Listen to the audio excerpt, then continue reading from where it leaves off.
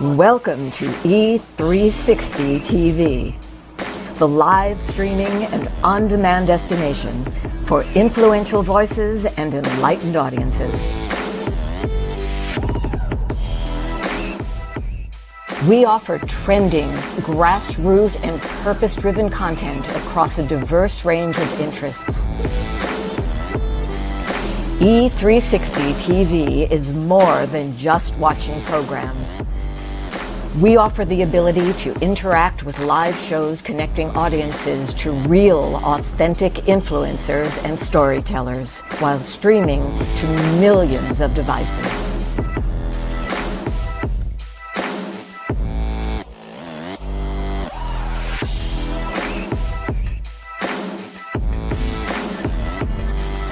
Real experiences. Raw conversations. One destination for it all. E360 TV. Hello, hello, hello. I have a question for you. Have you ever felt completely lost? You know, seeking purposeful direction that could and should propel your mission within your divine journey to that next level, but still it hasn't happened. Well, my name is Loren Harris, and I'm the founder of P3, the Journey Series. People come to me because they're wounded. Many are scared, and even there are those who are bruised simply because they feel that they are increasingly, for whatever reason, losing their ability to dream. Now, this P3 program is not for a person who's just looking to start a business, no, but rather for those of you out there who have been on your journey and you've been navigating within your divine purpose, but you still desire to elevate to that level that you have not reached yet. If this is appealing, if this describes you, then I want to have a chat with you. I want to hear your story. So use the link below to get registered for your free seat at P3, the Journey Series. And let's get started, one story at a time. I'll see you inside. Click the link.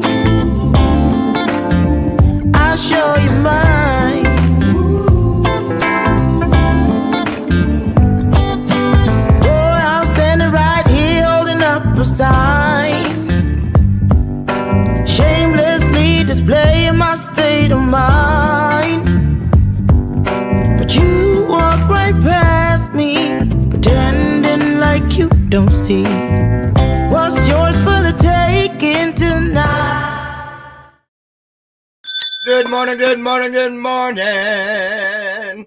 Uh-oh, he got the voice a little bit warmed up this morning. Y'all in trouble.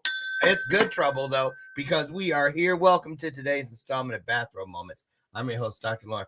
I put this robe on because people kept asking about it, hanging back there in the background.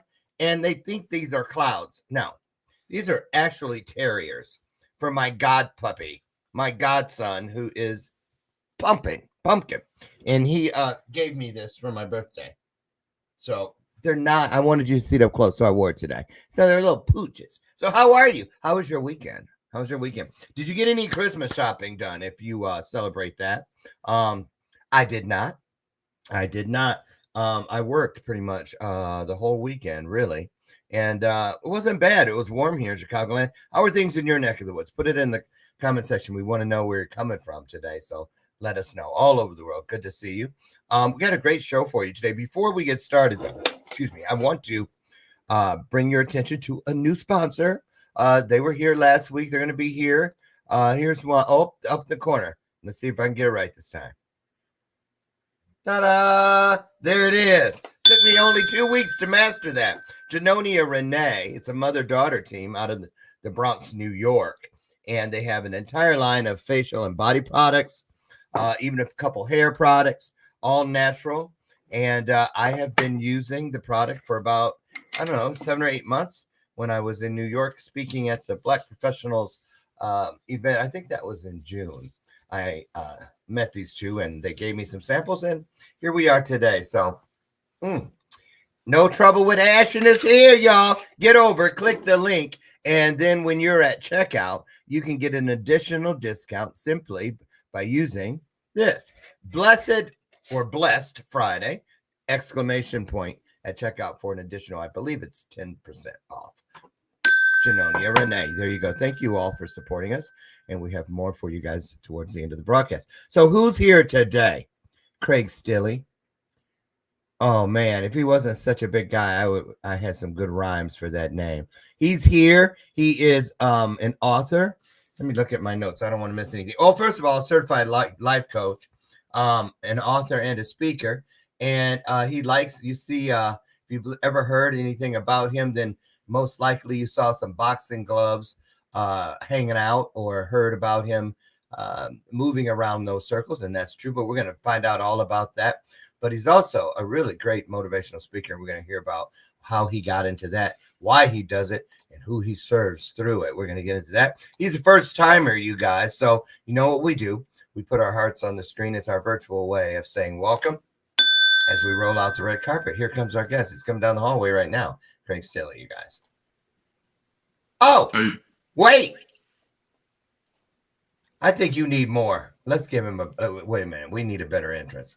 Let's do this from the top. And here he comes. World renowned Craig Stilley.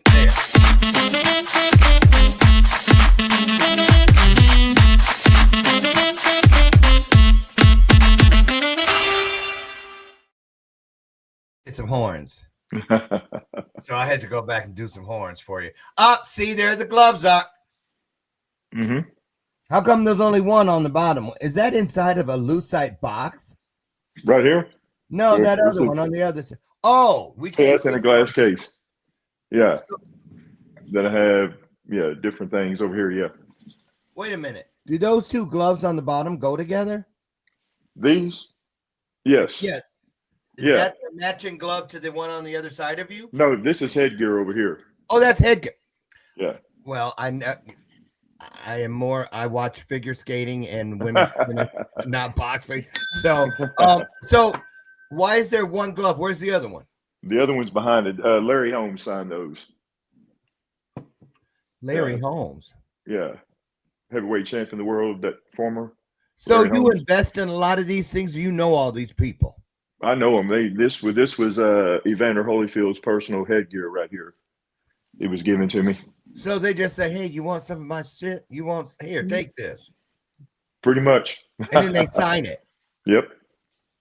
Have you ever tell the truth? Have you ever been tempted to sell it on Etsy? No, sir. This is my personal stuff. Do you ever go on there and look though? Is there stuff on there like this? You talking about online? Yeah, like signed pieces. I'm sure. Oh yeah. There's all kind of stuff online. Yeah, people signing stuff, but these were just personally done for me. Let me ask: how do people know, Craig, if it's a real signature? Like, well, I know. I know because I don't know. The different stuff I have letters of authenticity and everything of them.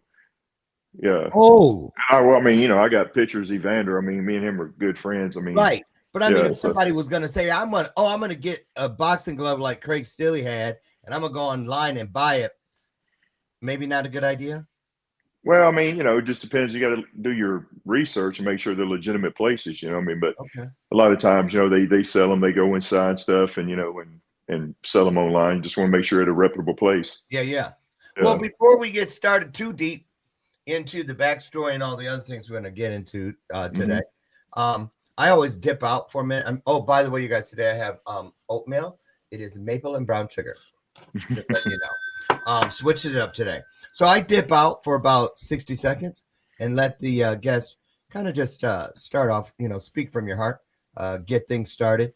And then I'll come back in and we'll officially start the questions. How's that? So just say hello, tell people where you're at, anything that's on your heart, and then I'll come back in. Here you go. Okay. All you. I'm Craig Stilley. I'm from Orange, Texas, and I do motivational speaking, entrepreneur. I do different business ventures and author of books and stuff like that. And it's a pleasure to be on here today. I feel honored that Loren's asked me to be on, and I'm looking for sharing my story and making it a good interview. Awesome. So we're gonna get started. While I eat my oatmeal, I thought you said you were from Orange, Texas? Born and raised? Born and raised. So you probably know everything about Orange, Texas. Pretty much. Not very big. Oh, well, we're going to find out because we're getting ready to play a little game called How Well Do You Know Your Birthplace? Okay. Okay, so you ready for a couple orange questions? Sure. What two colors do you mix to get orange? Red and yellow. Red and yellow? Mm-hmm. What's yellow? Yellow. You know my country accent, Loren.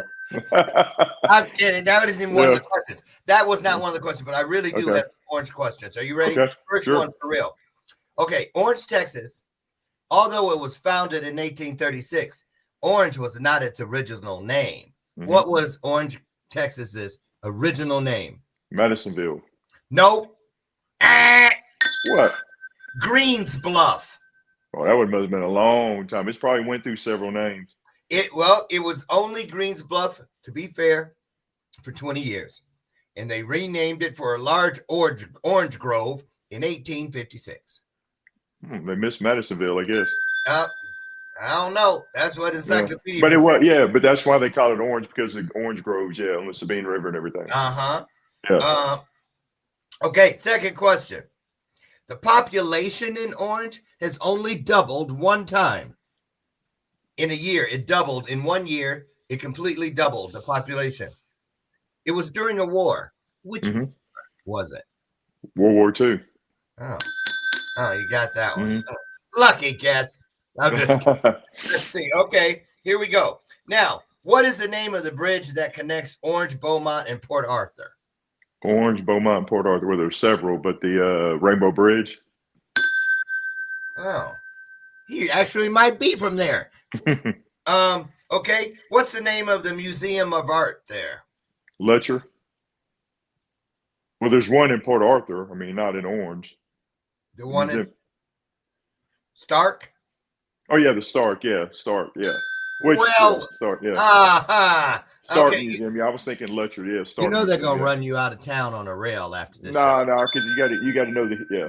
There's a couple more to get yourself back in the good graces of the good people of Orange. Okay. What is the name of the botanical gardens? Shangri-La. Yeah, you probably took a couple dates there in your day. Because it sounds like the place to go in there. Would you like to join me at the Shangri-La tonight? Ooh, the Shangri-La. Okay. Yeah. I can't, Millie Sue. I'm going to the Shangri-La with Craig Stilley. Okay, last one. Okay, there's a house there known as the W.H. Stark House. Are you familiar with it? Yes. Okay, that's an example of what type of style of architecture? I would say it wasn't Victorian, was it? No, but nice of you to pick a woman's name because it is a woman's name, but wrong woman. Might have been her sister, Queen Anne. Oh, okay. Queen Anne. Good guess though with Victoria. Mm-hmm. Okay. All right. So they'll let you stay, I'm sure. So I guess. let's talk about your upbringing. Let's take us down the road to your origin story. When you were a kid, how many elementary schools were in Orange? Oh man, there was different ones. Let's see, 1, 2, 3, probably 4 or 5. Okay, so Orange is not that small. I Well, mean, my town only had 3 elementary schools. Well, I mean, it's not that small. It's probably, I mean, Orange itself, I don't know what the total population is here, but I mean, it's not that small, but it's small compared to like, of course, Houston or anything else. Very small compared to that. And so, is that where you started boxing? Yes, in Orange, yeah. Well, I started out doing backyard fights in Orange. Then ended up meeting my trainer that's was in Port Arthur. That's probably 20 miles away. What do you mean back door? Backyard. Backyard. Oh, backyard. Yeah, Oh, so you just gonna talk about my mama? Meet me in Craig Stilley's backyard this afternoon at 4:00. We're gonna see that kind. Well, no, it was a little different than that. It was, just competitive stuff, tough guys trying to do whatever. Then, was betting involved in it, different things. Like those in the movies. Well, some of you may have seen this in real life where they have like the rooster fights or whatever, and people like go and it's like bootleg. So this is like a bootleg fight, but just to like watch. So these were real boxers. People dreamed of it. Yeah, they dreamed of it. Yeah, I mean, there was no boxing back when I first got started. Boxing had died out in my area, so we did that. And then in Port Arthur, there was a guy named Dick Manchaka that was about the only trainer around back in the late '80s, not early '90s. And so I had the opportunity to go train underneath him when I got done with that. Are there any, Craig? Are there any natural abilities? Like if you see a kid. Because it's not the kind of thing you see 2 kids fighting and they're like 7 Cub Scouts or something. You go, ooh, did you see his right hook? He's probably going to be a boxer. What kind of attributes or natural talents do you think it takes? I know fancy footwork and the things we see hitting that thing real fast. But how do you know? What are the things that it takes to be a pretty decent fighter? Well, the first thing I look for is not the physical. I look at their heart. I see what kind of determination, willpower they have, because you have natural ability and you have skills. Natural ability comes, talents come just natural. And you have some that can work at it and develop skills that can become equal. But the one thing you can't teach is willpower and skill, and that's what willpower and determination. That's what it takes in boxing.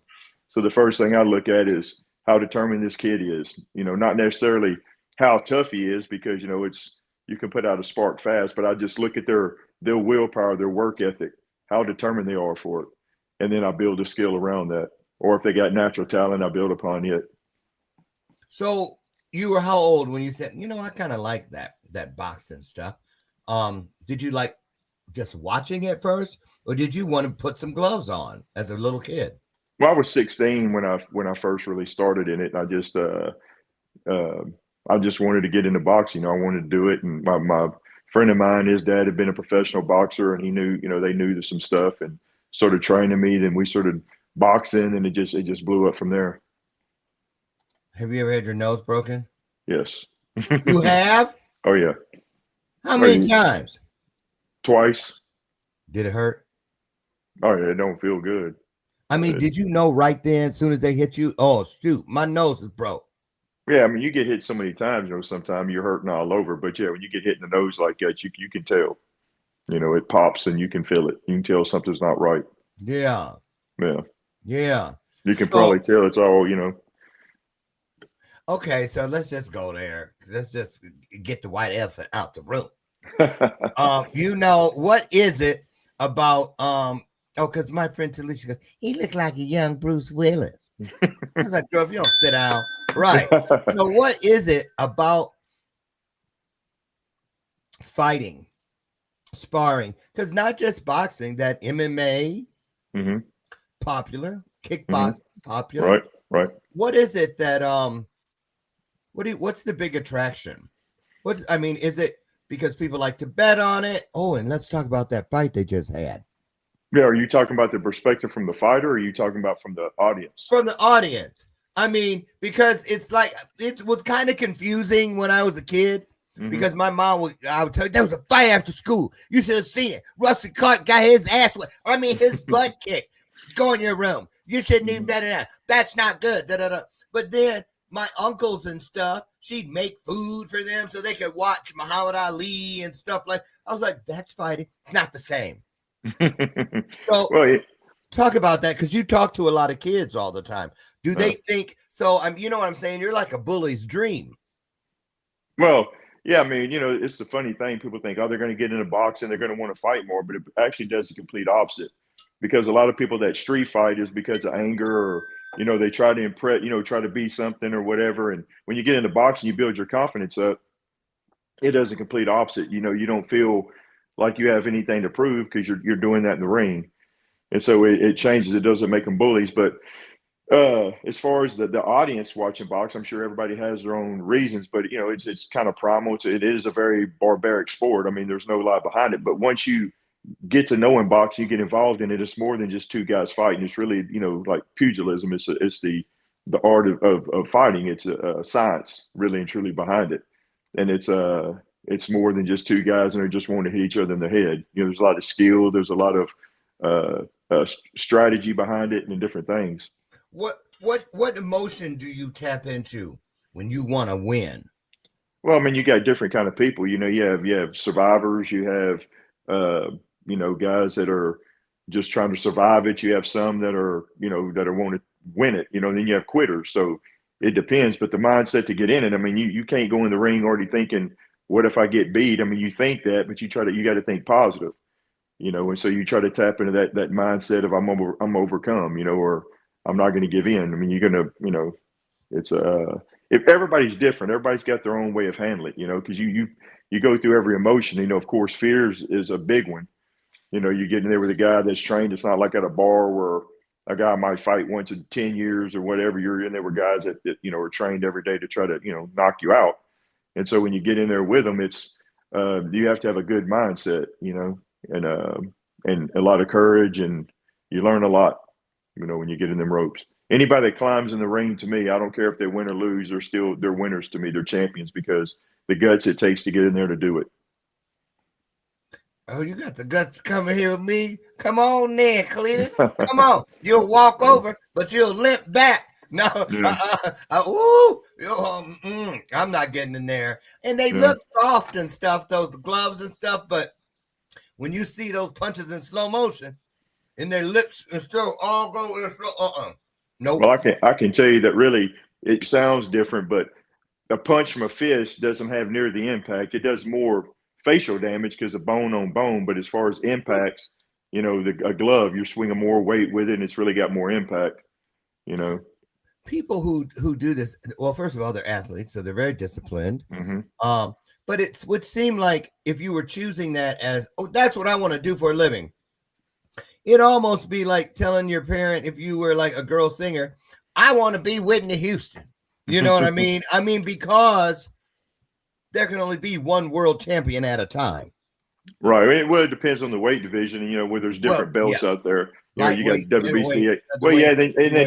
Then in each division, you got the WBC, you got WBO, IBF. I mean, there's different championships, but, to get in the pros, and I talk to people all the time. If I got a kid or somebody that comes in and they've had 60 amateur fights, never really won any type of a national championship or anything like that. I try to tell them, go to college, because you have to know boxing. I mean, really, unless a guy's won at least one national title or two national titles, you don't have a pedigree enough to be picked up by a big promoter. I mean, the behind the scenes of boxing can be very, you have unscrupulous people, and it's very hard. Can I ask you something? Sure. Because you hung around, one of your best friends is Evander Holyfield. Mm-hmm. So not just put him on spot, but you hang around with a lot of people in the boxing world since you've been doing this. Mm-hmm. You heard any good Don King stories? Don King, you better have a good attorney. What? When you're dealing with Don. No, Oh, I've met Don King and stuff, Yeah, but yeah, I've heard stories about him, But I mean, it's like anything else, I mean, he's done great things. I mean, he's put on some of the biggest fights back in Ali's days. I mean, yeah. he's a big time promoter. I mean, you have Bob Arum and different ones, but yeah, Don King is you with all of them. You better have a good attorney and make sure your I's are dotted and your T's are crossed. Yeah. So do you consider boxing the same as when it was known as prize fighting? And why did they call it that back in the day? How did it get its start? Well, I mean, I don't know the exact origin why they call it prize fighting, but just, kind of using my context clues. I mean, I'm sure it's because you won a prize. It was You want the different from, belt? Was it well, the always the belt, belt? money. Well, I Money. mean, money, it started out, in back in the day, they would on the docks and stuff, they would have boxing matches, in the coal mines and stuff like that. And there was a lot of betting, a lot of money going on until, you got the championships and everything going. But that's the, to be champion of the world or whatever, that's the ultimate, success. So do you consider yourself, Craig, the kind of guy that has a high pain threshold? Well, I mean, pain is kind of, subjective. I mean, I can take a lot of pain, but I mean, it's to another person, it might be, it's kind of subjective. But I think, yeah, I mean, I got a pretty high pain threshold. You'd have to. They hit me one time. I'm crying. For real. I'm like, hey. Well, I mean, that's where sparring and everything comes in. I mean, it's like looking at football players, going, man, them guys got hit and did a complete flip. I mean, they do it all the time. They've been doing it since they're young. Their body's conditioned for it. So when you spar all the time, you never get to where you like getting punched. If anybody ever tells you that, they need to go to a mental house.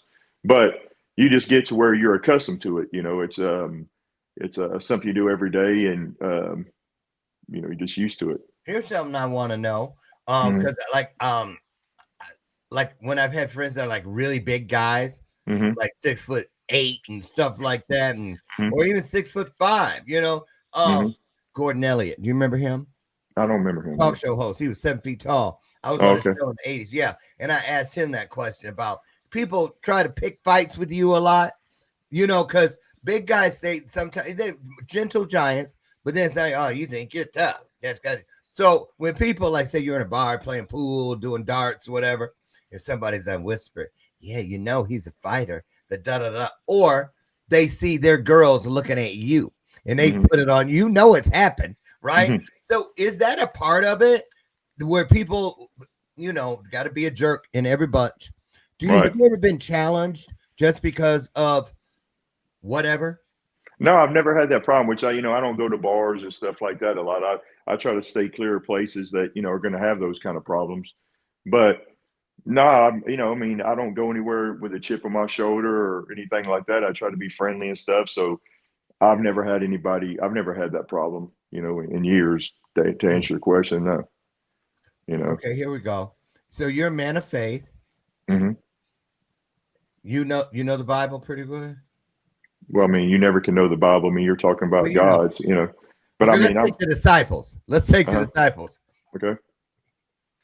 If you had to be pitted against one of the disciples, let me guess, you want to fight Judas? Yeah. What weight class are you? Heavyweight, which I fought at light heavyweight, then heavyweight. Yeah. But right now I'd be heavyweight too. Yeah. Right. Yeah. Right. Is that so when you're a heavyweight fighter, for you personally, what is your optimum fighting weight? And when you have had to fight, what's the longest it took you to get in shape for it? Because don't they get ready for fights? That's like a thing. Yeah, well, I mean, when you're in amateurs, I never fought in the pros. I'd help professionals get ready, but in the amateurs, you kind of always stay ready. It's because fights come up on the weekends, you're kind of always in shape. But when you get in the professional arena, especially when you start getting in the top 10 contenders and stuff like that, you have training camps. And so there is preparation, because to stay in that kind of caliber, you can fight a 12-round or 8 or 10-round fight. You can't sustain that. So you always want to stay. If you're in the pros, you're a top 10 contender or something. You're fighting 12-round fights. You would want to stay at about shape for a 6-round fight. You want to kind of stay in that. Then you go into training camp, and pick it up and go into your intense training, because you just can't sustain that type of training all year round. Were you? But Were you? I'm just curious. Now we're starting to get into the real stuff. mm-hmm. When you were younger, Mm-hmm. when you first started or whatever, did how do I put this? Okay, because you're a Christian man, you're a believer, right? Mm-hmm. But Yes, when you sir. started, you were not, right? No, I was not. No. Right. Did you feel any shift or any kind of difference in what you had to tap into? I mean, like, okay, let's just put it this way, hypothetically, you before you were saved, bring that ass over here. The day after, do you? Was there a difference? You know what I mean? This is gonna hurt me more than it's gonna hurt you. Yeah. But Jesus loves you. Bam!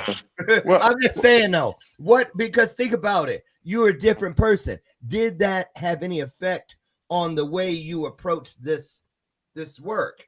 no, not necessarily, because it's a sport. I mean, different people have their different, just like somebody playing baseball might be a pitcher and say, I want to hurt that guy and hit him with a ball. I mean, it just depends on your mindset. But I never had that mindset to where I want to get in there and beat somebody to death and maim them. It was just competition, who's going to be the best and succeed. But it wasn't, about violence or anger or anything like that. So when I transitioned, it benefited me more because of my faith. It gave me more encouragement. But I never got in there with the idea that I'm going to hurt this guy, I'm going to knock him, I'm going to try to kill him. I never had that mindset.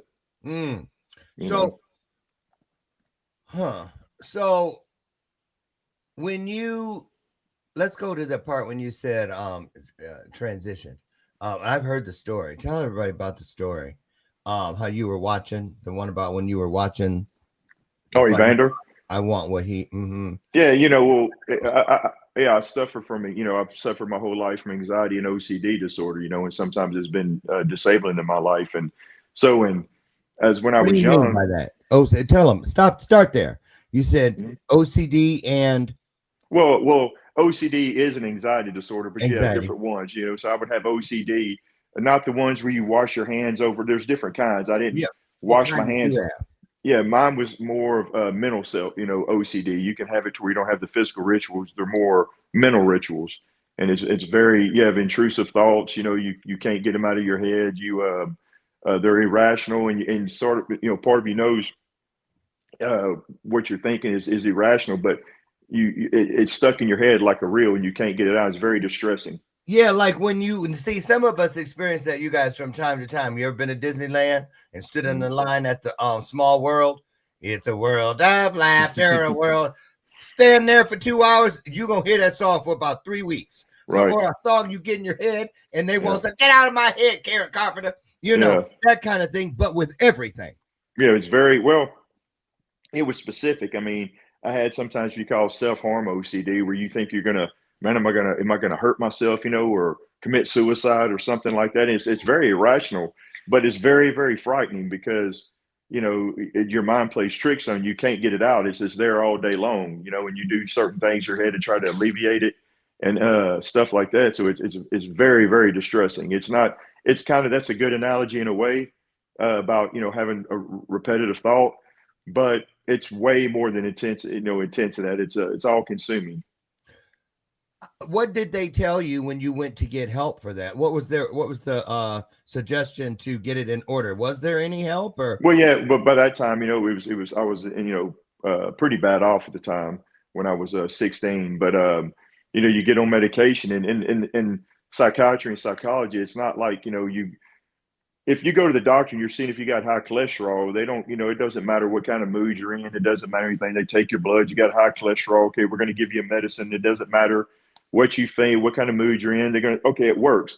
But in this, it's a lot different. When you're dealing with things like this, because a lot of times you got to try to express it in words. There is no blood test that they can do to take it. It's very subjective. And so I take my hats off to the doctors, because I'm sure it's a hard task, but you start out with a plan. It depends on how bad you have it. Some people don't need medication. Some people, they can do their diet or exercise. It depends on the severity. How bad did it get? Oh, it got very bad. I mean, what was it when it was at its worst? What was a typical day like for you, Craig? I would say it was a nightmare. It was it depends on what phase I was in growing up. You know, I mean, it was just panic. Couldn't sit in classrooms. You know, you felt like everything was closing in. These intrusive thoughts. It was just from the time you open your eyes to the time you shut them. It was like that. If I wore a shirt one day before I started knowing and understanding it. If I wear a shirt one day and I would feel a terrible episode come on, I wouldn't wear that shirt again because I thought that this has got to be what's causing it. You know what I mean? Or if I drove down the road, you know, and I wouldn't drive down that road again because you would think this is what must be causing it. You know, and it was just terrible. You know, I mean, it's you can't put it all into words. How did that affect you socially as a young teen, like 16, 17 years old? Well, I mean, of course, it hurts your confidence, you know, because you're going through all this suffering. I had to become a good actor and hide it, you know, because you didn't want anybody to think you're crazy, and you thought, you know, you think you're crazy, Right. and so you know you're doing that. You're trying. I couldn't perform in class, you know, because I mean, I couldn't sit in class because of the felt like the walls were closing in and all this stuff going on. So you know, it just took everything I had to make it through the day. And, you know, teachers did back then, you know, that's one of the things I try to do is educate teachers and people what to look for because they didn't understand, you know, he ain't doing his homework. You know, he's just a, you know, bad kid. And you're going through things they don't understand, you know, and so, you know, I'd go to my counselor and they had no idea, you know, what to even do back then. They barely understood, you know, psychology. They were more used to just dealing with kids, you know, with grades and stuff. But it was terrible. It took a lot of willpower and a lot of tenacity and character, you know, to try to move through it all. And it took years. You know, I still get help. I've been getting help for 33 years, and it's still a work in progress. You know, Does it still happen? When I'm on my medication and everything, I mean, I'll go years, but you know, every day you have to stay on top of it. You know, I mean, medicine's not the cure all be all. You know, I mean, it helps out tremendously. Thank God for it. It works very, very good for me, and thank God for the medication. But you have to be proactive in things. You know, work out, keep a mind positive. Meditate, do certain things to keep it in check. You know, go to your psychologist, talk about things, and stay on top of it. You know, I had never heard of that. I mean, I knew OCD, but you're just like you said. When I hear it, I think like most people, and you keep, you know, because I kind of have a form of it. It seems like I'm developing it as I get older. No, seriously, because I'm nitpicky now about like kitchen cleaning. Yeah, things have to be wiped dry. I can't have a spot on any of the silver, the appliances. I'm spraying that stuff all the time. Well, there's a difference between OCD and OCD personality disorder or traits. Oh, yeah, OCD is driven by anxiety. It's, in other words, it's driven by anxiety. It's like a fear, like oh my God, I'm gonna do this, so it scared me, so I got to do these things to try to alleviate it. OCD personality disorder is driven by wanting to have perfection. You know, if everybody else just leave my crap alone, I'll be fine. I wouldn't have to do all this shit. Right. I want everything in order to try to have, you know, perfection in my life or some type of structure in my life. You know, but it's not driven by anxiety. It might cause some stress, but it's not driven by it. Well, thank you. Okay. I received that. Yeah. So let's talk about, okay, so how many years did you suffer from this before you knew what it actually was? And once you found out, the medication and everything helped it start to change your life, right? Yeah, well, it started in third grade. It hit me, and I didn't go get help. We're talking 1982, and there was nobody in my area. So I struggled and suffered, you know, a long time severely without even getting help. And then I eventually came out of it, and it hit me again when I was 16. And so, and then I went a while before I finally broke down and had to, you know, ask for help. And so, as I was going through it, it's a progress. It's not like, you know, it depends on how fast you catch it. Some people can go there and get the right medication right off. Right. You know, it's trial and error. There's no blood work or anything. You take, you know, it's an educated crapshoot with these medicines. And so you take it and you try to get it. The more you have information, and it's just a variety of things. Like I always try to use the analogy of cars. I mean, if you picture going down the road at night and there's cars in front of you and you're looking at the back of them and they put their brakes on, some harder, you know, or whatever than others, and it all looks the same. Brake lights come on, they're slowing down. But if you were to ask them, what made you put on your brakes? Someone say, well, I dropped my cell phone, or somebody might say a dog ran out in front of me, or I was trying to dodge this, you know. So even though the symptoms look the same, there's different reasons causing it. And so you have to address each one, and it can, you know, it's it's complicated. I'm It's sure. not. I'm sure. It's a lot of work. It's a lot of commitments. You have to really work on yourself. As with all things, yes, yes, Yeah. sir. So, Yeah. what about this? Mm-hmm. So that was one hurdle. So you get it together, you get the medication. Oh wow! Now this is what it should feel like. Right. And then clearly there was still stuff in your world that just didn't feel like it was balanced to the point of where you needed it to be. Right. And then you were watching Yes. Evander, who you didn't know from except for Well, his I Olympic knew of. Yeah. status. Yes, I knew Evander had been my favorite fighter since the '84 Olympics, and Okay. so I really wasn't into boxing that much, to be honest with you. I never watched the Tyson fight, but something about Evander since the '84 Olympics, I watched all his fights, even though I wasn't a boxing enthusiast. It was something about Evander, and I would always You hear him say, weren't a boxing enthusiast? "No, not until I got about 16. No, I never." Okay. But I watched all of Evander's fights. It was just something about the guy, just as this guy fighting wars and stuff like that. But he would always talk about Jesus after his fight and giving his credit to him. And enough of that's another thing. But I love watch you box. So I watched when I got into boxing. Of course, when I sort of becoming a boxing enthusiast, he was already one of my number one guys, and so he became my idol. And so as he was fighting, he was supposed to fight Mike Tyson in '91. And, Tyson goes to jail, and Evander keeps fighting. He wasn't a big heavyweight. He only weighed 204 pounds, 208 at the most. And he's fighting these guys, fighting wars. And so as Tyson's in jail, Evander's looking kind of like he's washed up. He's not looking good at the time in '96. Tyson gets out of jail. He's knocking the daylights out of everybody, becomes world champion, and they match him up. And I'm like, oh my God, man, what are you doing? Tyson's going to kill you. Now, back in the day, there was a different story, but now, you need to retire. And it wasn't just me, the whole world thinking that. And so, Boy, is you crazy? yeah, I said, and I'm hearing him. And so when he's doing his press conference deal, I'm watching this thing, and Tyson, he's saying all this stuff, and Evander's a very humble guy, and he's saying, I'm going to win. He said, I have the Holy Spirit, and I'm going to show you what you can do, and I'm going to win by knockout. And I said, okay, this guy's getting fanatical, punchy. You're going to win by knockout. So I had to He go. done lost his mind. He Yeah, done got hit too many times. I told you.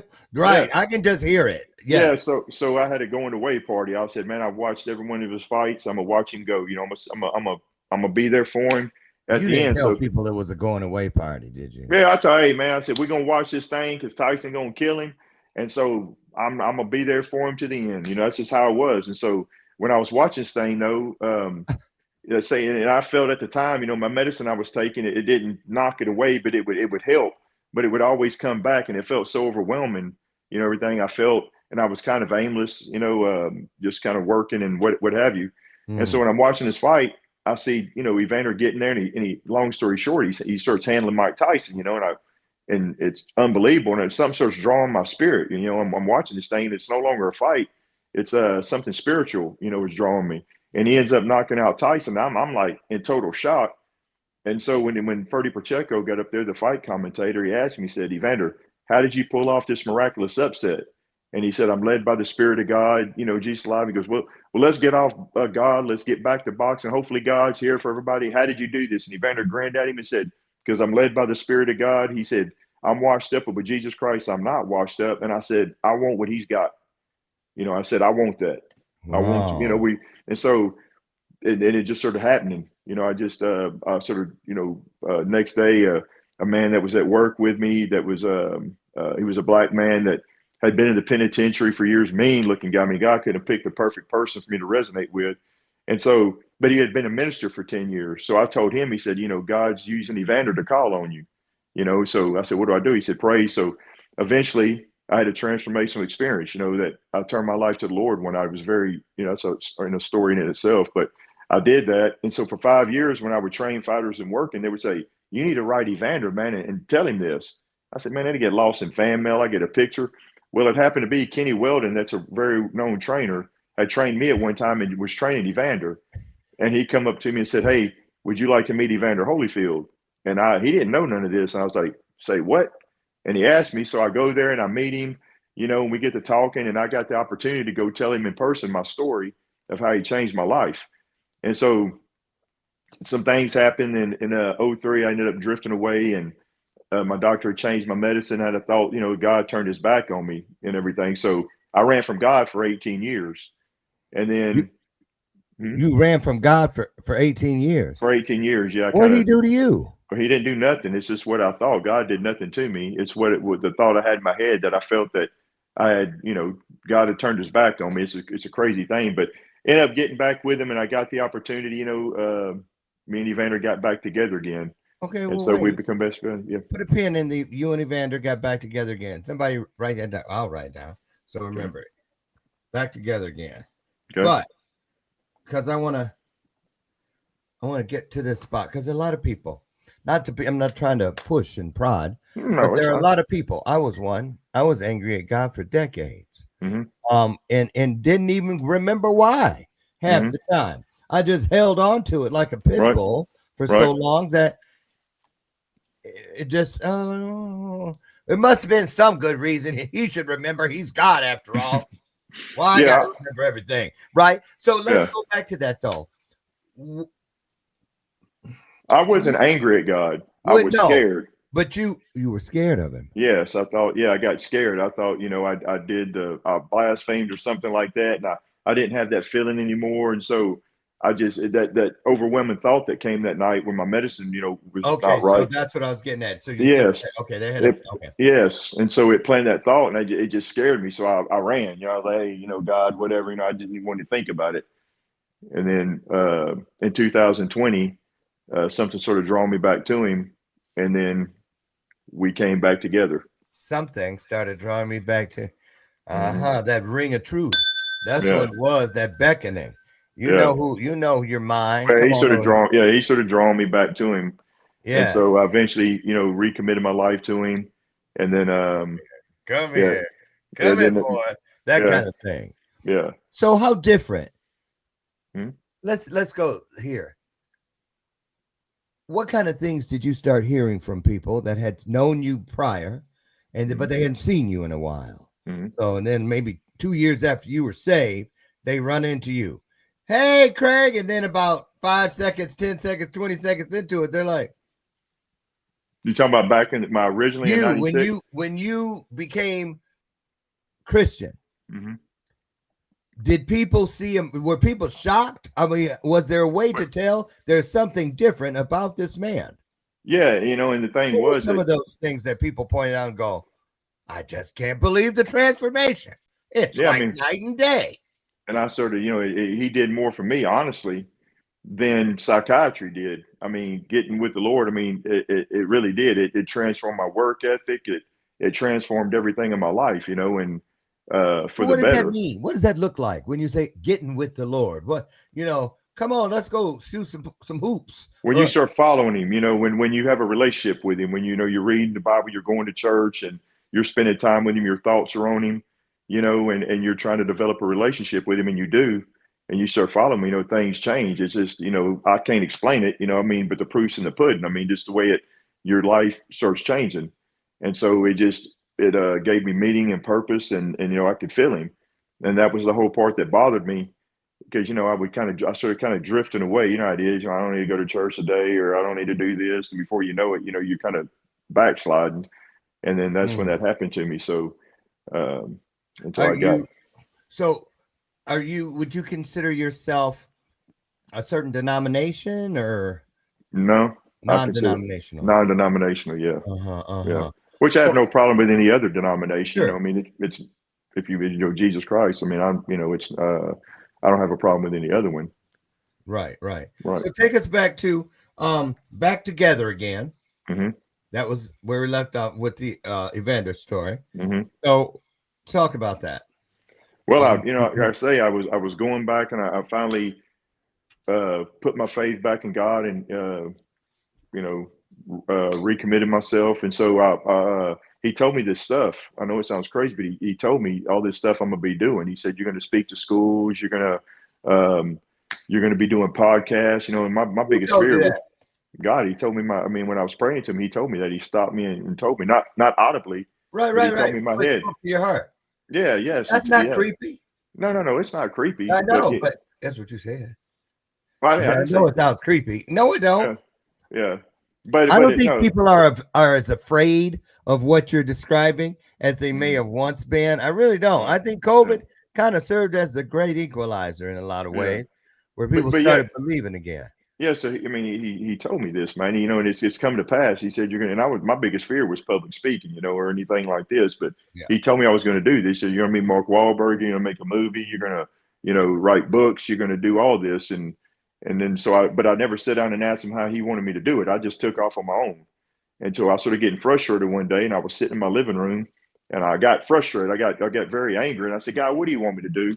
You know, I mean, a little more than that, but I mean, just, you know, what do you just frustrated? And he told me, he said, "Get a hold of Evander Holyfield." And I said, "What?" I said, "I ain't thought about this guy in 18 years. I mean, I don't even know where this guy is. I mean, I know he's in Atlanta, but I don't know how to get hold of this guy." Then he told me the next thing. He said, "Get hold of Tim Hallmark first," which was the guy that was his strength and conditioning coach I'd met. And I'm like, how in the world? So a friend of mine said, I found Tim's website. And I said, this guy's going to think I'm a nut job. I'm going to tell him God told me to contact you and all Oh this stuff. yeah, it'd be You know, like, I said, yeah, this guy's going to think I'm a nut job, man. But, you know, I followed what he said. And talking. I sent a picture of me and him from 18 years ago. And that afternoon, Tim called me. I mean, he emailed me back. And he said, you know, Wait, a picture of who? of me and Evander and Tim Hallmark back in 2001. Now, where were you then? Where was that? That's when I first met him. Like I told you, back when Kenny Weldon asked me if I wanted to meet him. And so, but Okay, it'd been but I'd only went a couple of times. It had been 18 years. So I sent him a picture from where I said, this guy's not going to remember me. not right. Yeah, but he emailed me that evening. He's like, how you been, Craig? And I was like, is this Tim Hallmark? He's like, you bet your butt it is. He said, can I call you tomorrow? So he called me, and man, we started, you know, he sort of helped me out spiritually. He's a very big Christian guy. He was helping me out spiritually, and we became very close. And um, he hadn't talked to Evander in a while. They had some little things going on. They hadn't spoken. And so he told me one day, he said, man, I've been praying about this. It was about 2 months later. And he said, God's telling me to give you Evander's cell phone number. He said, I've never done this with any client in my life. And I was like, Tim, this guy's going to be like, how did you get my cell phone number? Who are you? So I did it. And then everything blew off the hinges after that. And we started becoming great friends, you know, more and more and more. And things just started happening. I mean, they're just blowing up in my life. You know, just this, all this stuff. I mean, then I started getting asked to speak to schools and do things and that I never even asked for. It just started happening, and meeting people and just being connected to people. And it just went from there. Being asked to be on podcasts and tell my story and about anxiety, everything that he said is sort of happening. Everything that who said? God, when he told me, Okay, well there you go. God don't lie. yeah. And the I mean, thing some people might think this sounds, you know, like they might not be believers, but I'm just telling the truth, man. I mean, no, you'd I be would, shocked. yeah, I wouldn't be where I am if it wasn't for him. I mean, because I asked him what to do, and he told me, and everything's happened. I mean, everything. So what do you tell kids when you go out and do the work? What is it that you what's your favorite thing to encourage within young people today? What is it? What do you tell them? Well, don't, you know, to believe in themselves, you know, and to you know, not listen to what other people tell them about themselves, you know, to have confidence in themselves, always dream, you know, don't think their dreams are crazy. You know, like Einstein said, he said, imagination is everything. It's the preview for life's coming attractions. So, you know, I talk about that, and I tell them about, you know, when people pick on you and stuff like that, that's more speaking about them than it is about you. About you. You know, because it's, you know, bullies and things like that. This is more the bullies got the problem rather than you have the problem. Right. And in many cases, they're being bullied somewhere. They're hurting. Yeah, at home or what have you. Yeah, You know? absolutely. Yeah. Because, you know, a lot of people get on the bullies, but I'm like, the bully needs help too, you know, because you know, there's something wrong going on there. So he needs a little help. Somebody's usually bullying them. I'm telling you, I see it all the time. Right. So books. Mm-hmm. Quickly tell us about that, and then we're gonna get into how people can reach you, and what topics you currently are speaking on. Okay. We'll kind of just run with all that. Take us to the books, then take us to how to work with you on the stages. Okay. Well, I mean, I've always had, you know, these ideas for books, but, you know, I thought, you know, I didn't finish high school. I, you know, only got a 9th grade education. I got my GED and everything. So, but I was always, you know, had these ideas and all these things, and so. I have a guy that's a very good friend of mine named Tommy Warren that's in the film industry and everything. And I told him, he's like, he kept inspiring me. He said, write your book. And I was like, well, I don't, do you do it like this? Do it your way. Quit reading books. And I tell people this, quit reading books on how to write a book, because everybody's Right. got their own way of doing it. Just tell your story, And once it clicked with me like that, so I wanted to write this idea that I had. It's a psychological thriller. And so I come up with, it's a novella, because when my first book, I didn't want this daunting task, because 98% of people don't finish their book. So I said, I'll do a novella for different reasons. I said, I'll write it. It won't, most people that are looking at a first time writer, they're not going to read a big book and spend that kind of money, but they'll read a shorter novel, and be less expensive. People are fast paced these days. They can, it's not a long read. And like Tommy said, it doesn't matter how long the story is, as long as it's a good story, And so I wrote it and got it published and everything, and it's got a 4.9 on Amazon since February. Wow. And Okay. What's the name of the book? Fractured Realities. Fractured Realities. Is Yeah, that the only one? Yeah, well, I'm working on others. Yeah, I mean, I'm working on a self-help book. I got 4 of the books and different movies that I'm working on. Different things that I'm trying to get developed. Yeah. And what's the topic that you primarily get called to speak in front of audiences on? What do you got going right now? Well, using anxiety and my story about that and my faith, it kind of goes together. Yeah, it kind of goes together. So it's just my whole story, that I get asked to speak about, but mostly anxiety, OCD, and mental health awareness, and things of that topic. And also, I can do it secular. I can talk about that, but I love mixing in the part about God, because he helped me tremendously, and he's the one that he's the catalyst for all this. I know that's right. I'll leave. I leave none of that out. No, I leave none of that out. How can you? Yeah, you can. I mean, because one affects the other. So it's kind of, to try to separate that, it kind of bogs you down and try to, because it's, you can't really explain it without bringing in the other. Exactly.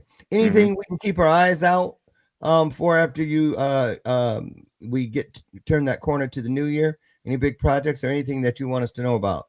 Well, I mean, come back though if you want to save it.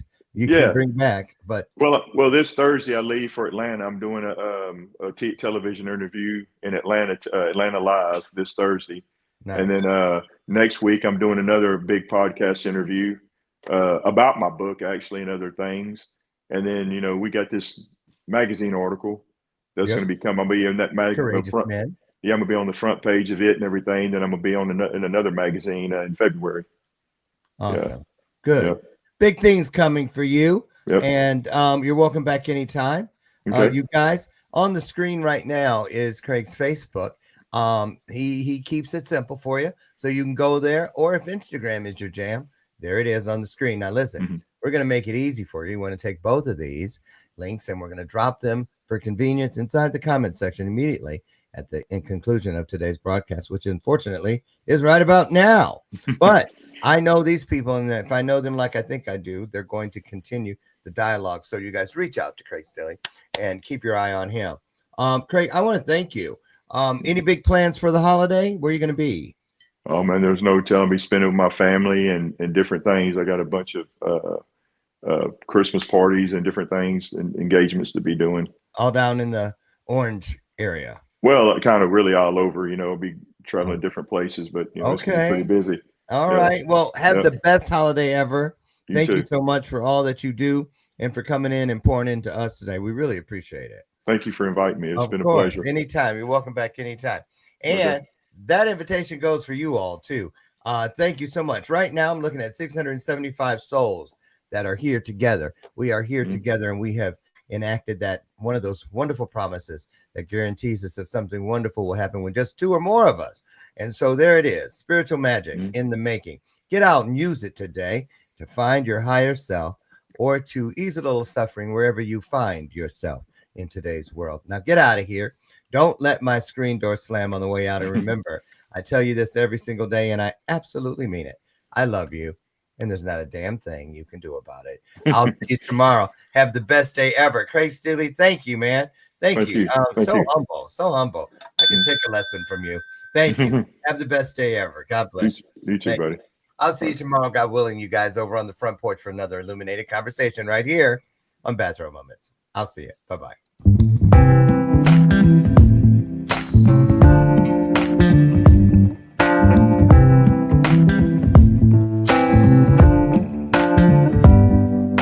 Show me your soul. Baby, I'll show you mine. Show me your soul. Honey, it's way past time. How explicit do I have to be? Need I spell it out before you get it, baby? Show me your soul. And honey, I'll show you mine. I'll show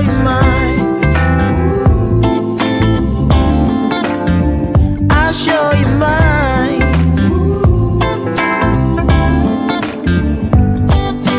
Boy, I'm standing right here holding up a sign, shamelessly displaying my state of mind.